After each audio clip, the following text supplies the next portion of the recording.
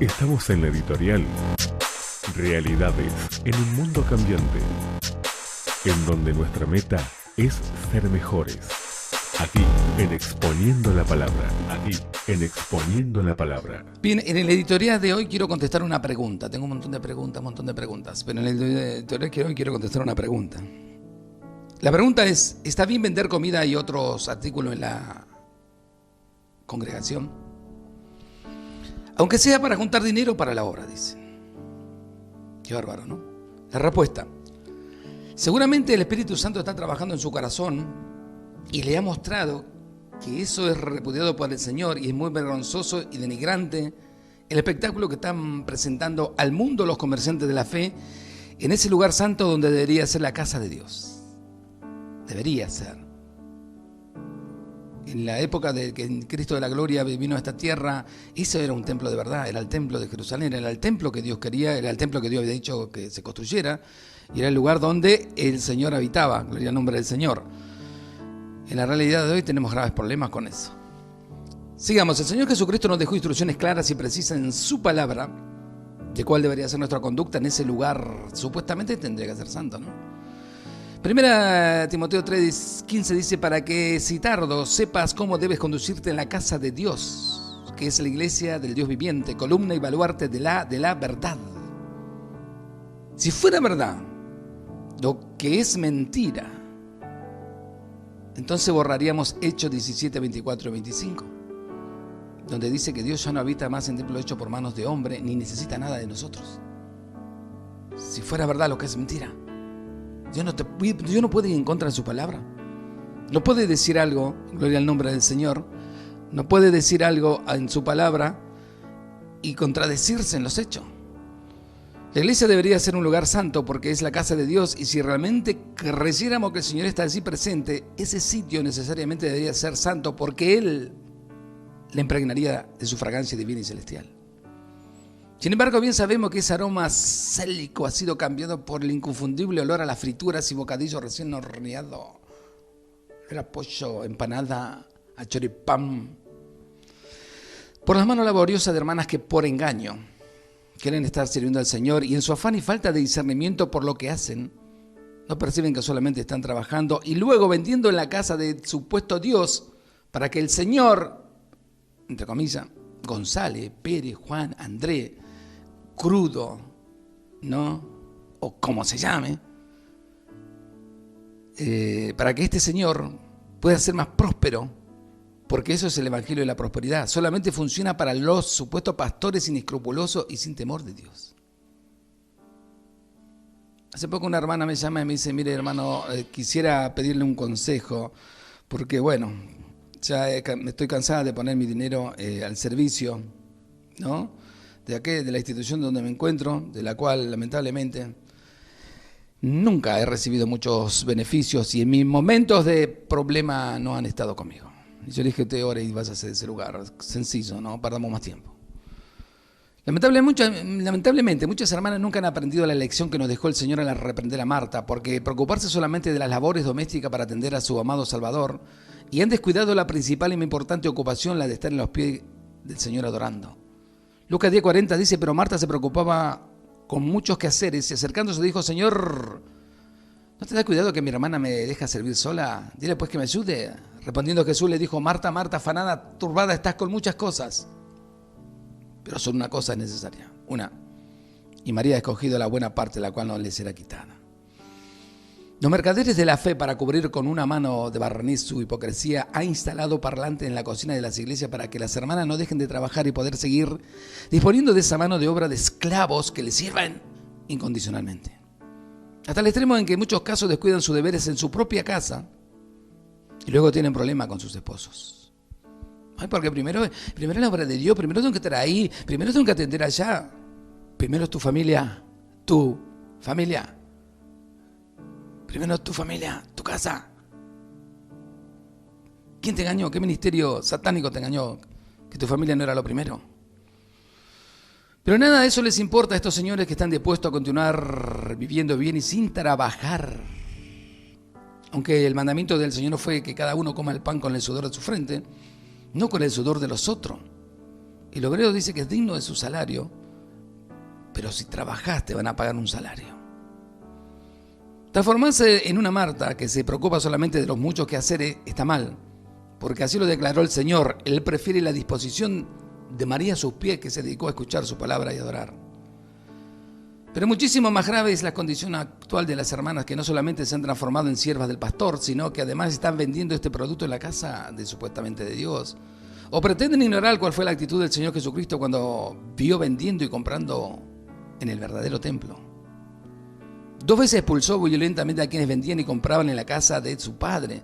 La primera que nos relata la palabra fue cuando el Señor inició públicamente su ministerio terrenal, Juan 2, 3 al 16, y la segunda, una semana antes de su crucifixión, al finalizar su ministerio, Mateo 21, 13. Y la gente que iba delante y la gente que iba detrás aclamando, diciendo: Hosana al Hijo de David, bendito el que viene en el nombre del Señor, Hosana en las alturas. Cuando entró él en el Jerusalén, toda la ciudad se conmovió diciendo: ¿quién es este? Y la gente decía: este es Jesús, el profeta de Nazaret de Galilea. Y entró Jesús en el templo de Dios y echó fuera a todos los que vendían y compraban. O sea, el que vendía y compraba. Y volcó la mesa de los cambistas y la silla de los que vendían palomas y les dijo: escrito está. ¿Qué estaba escrito, Jesús? Que ellos eran ignorantes, pero estaban dentro del templo, como muchos hoy. Están en lugares, pero son totalmente ignorantes. Y Jesús les dijo: escrito está, mi casa, casa de oración será llamada, a vosotros las habéis hecho cuevas de ladrones. No reaccionaron las 2 veces que le dijo, al principio de su ministerio y al final. Siguieron haciendo lo mismo. Es que lo que hacen hoy, la palabra de Dios te dice tal o cual cosa. Dice: no me importa, a mí mi pastor dice otra cosa. Pero Dios no quiere eso para vos. No me importa, mi pastor quiere otra cosa. Es decir, el ministerio terrenal del Señor Jesucristo, el más manso de todos, estuvo marcado por 2 episodios que rechazaron de la forma más enérgica esta práctica mercantil de la casa de su Padre.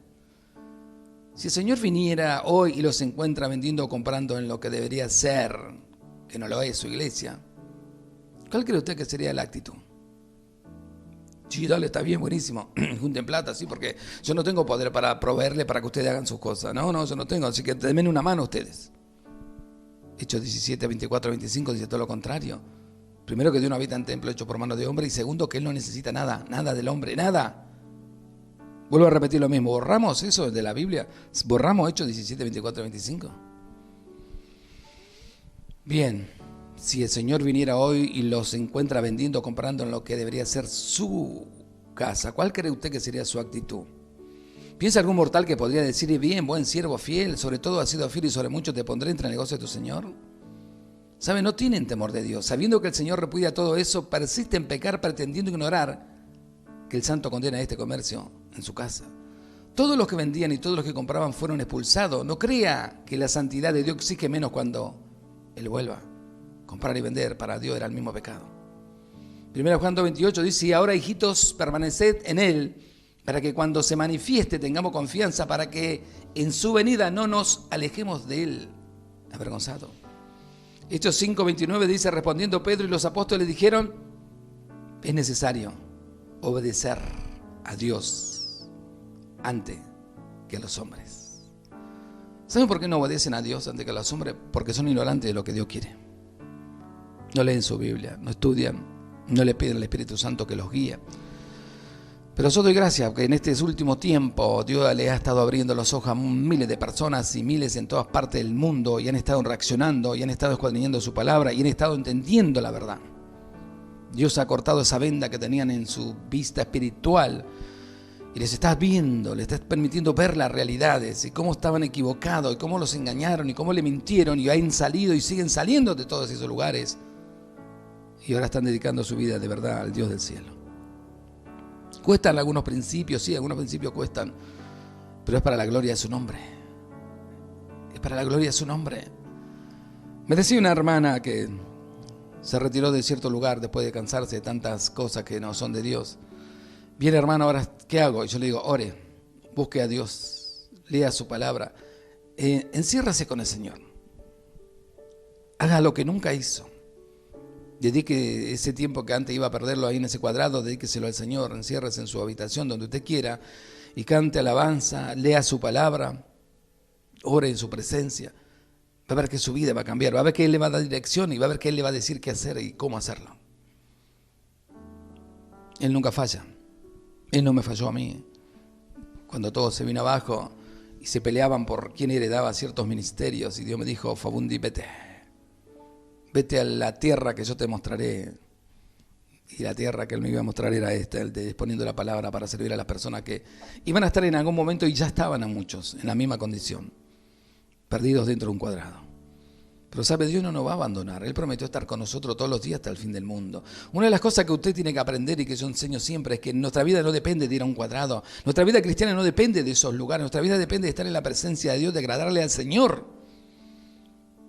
En medio de las persecuciones que están viviendo muchos hermanos en nuestros países del mundo, la vida de ellos no depende. Ay, no me puedo ir a reunir, no me puedo ir a tal. No, no depende de eso. Depende de estar en la presencia de Dios, de que el Espíritu Santo los guíe y los fortalezca. La persecución más acérrima hace que más busquen al Señor. Los hermanitos, en la China comunista, la famosa iglesia emergente, sin Biblia, todos tenían una hoja de la Biblia y se las aprendían de memoria. En un lapso de no sé cuántos años, de 1 millón que eran, se convirtieron casi en 10 millones de cristianos. Y no tenían un lugar para ir a congregarse. Cada uno buscaba a Dios en su hogar, en su lugar. Cuando podían se reunían 3 o 4. No depende de un lugar, no depende de una persona. Ser cristiano depende de que vos tengas responsabilidades delante de Dios, de que sepa que es Dios el que te llamó, de que Jesucristo está contigo, que su Espíritu Santo te guía. Cuando más dependas de hombres, cuando más creas que si no estás bajo la cobertura de la institución no sos nadie, es cuando más el diablo se ríe. Así que tengamos cuidado, ¿sí? Porque la realidad es esa. Estamos en los últimos tiempos. El engaño es tan terrible que después voy a hablar de un supuesto avivamiento que está ocurriendo, que es toda una mentira. Así que no es bíblico vender comidas y otros artículos en un lugar que supuestamente dicen que es santo. Pero yo entiendo, como están violando Hechos 17, 24 y 25, entonces todo está permitido.